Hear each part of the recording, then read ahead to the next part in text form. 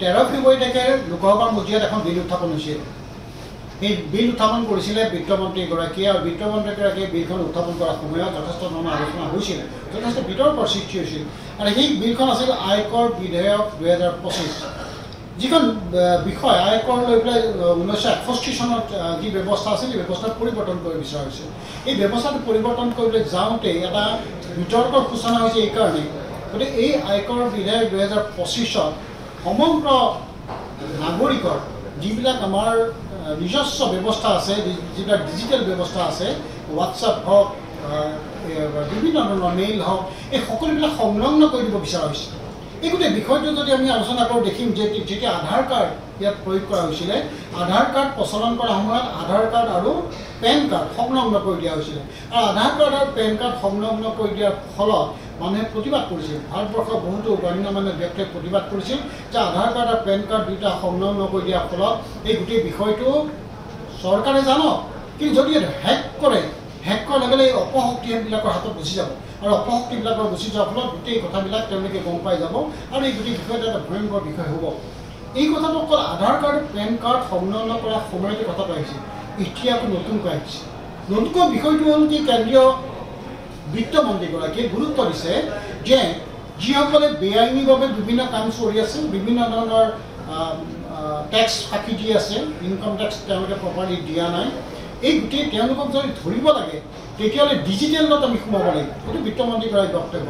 বিত্তমন্ত্ৰীৰ বক্তব্য হ'ল আদালতত যদি কৰ ফাঁকি কৰা লোকসকলক যদি ধৰিব লাগে তেতিয়াহ'লে তেওঁলোকক এটা ৰাইট দিব লাগিব। ৰাইটটো কি, তেওঁলোকে যাতে আদালতত কৰ বিভাগত কৰা কৰ্মচাৰীসকলে বা বিষয়াসকলে সেইজন ব্যক্তি যিজন ব্যক্তিয়ে কৰ ফাঁকি দিছে তেওঁৰ ক্ষেত্ৰত যাতে তেওঁ ডিজিটেলটো চেক কৰিব পাৰে, তেওঁৰ হোৱাটছআপ গ্ৰুপটো যাতে চেক কৰিব পাৰে, সেই ধৰণৰ এটা আইনৰ ৰাইট, সাংবিধানিক ব্যৱস্থা চৰকাৰখনে কৰিব বিচাৰিছে।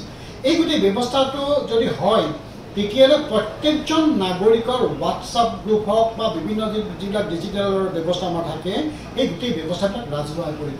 ইয়াত কোনো আমাৰ চিক্ৰেচি বোলা যিটো ব্যৱস্থা নাথাকিব।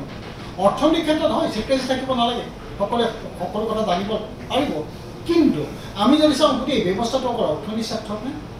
কেন্দ্ৰীয় চৰকাৰ বিত্তমন্ত্ৰীগৰাকীয়ে যিটো আয়কৰ বিধেয়ক 2025ত এই গোটেই কথাখিনি উত্থাপন কৰিছে যে ভাৰ্চুৱেল ডিজিটেল স্থানবিলাকত যাতে আমি প্ৰৱেশ কৰিব পাৰোঁ, কেন্দ্ৰীয় চৰকাৰে প্ৰৱেশ কৰিব পাৰে, প্ৰত্যেকজন মানুহৰ কথাখিনি জানিব পাৰে, প্ৰত্যেকজন মানুহৰ যদি হোৱাটছআপৰ কথা জানিব বা ইমেইলৰ কথা জানিব, তেতিয়া কি জানিব?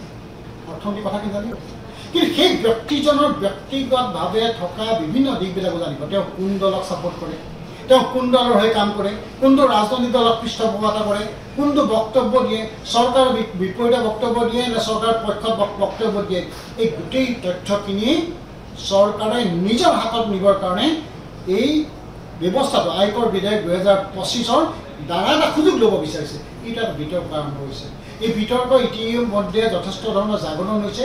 এই বিলখন লোকসভাত ইতিমধ্যে পাছ হৈছে, যদিও ৰাজ্যসভাত পাছ হোৱা নাই, যদিও কেন্দ্ৰীয় চৰকাৰে 2026ৰ 1 জানুৱাৰী তাৰিখৰ পৰা এইখন কাৰ্যকৰী কৰিব বিচাৰিছে। কাৰণ এইখন কাৰ্যকৰী কৰাৰ লগে লগে সমগ্ৰ ভাৰতবৰ্ষৰ নাগৰিকৰ প্ৰতিটো বিষয়, প্ৰতিটো তথ্য, প্ৰতিটো কথা, প্ৰতিটো চিন্তা, প্ৰতিটো দৰ্শন, প্ৰতিটো ৰাজনৈতিক দলবিলাকৰ লগত কাৰ সম্পৰ্ক, এই প্ৰতিটো কথা স্পষ্ট হৈ পৰিব।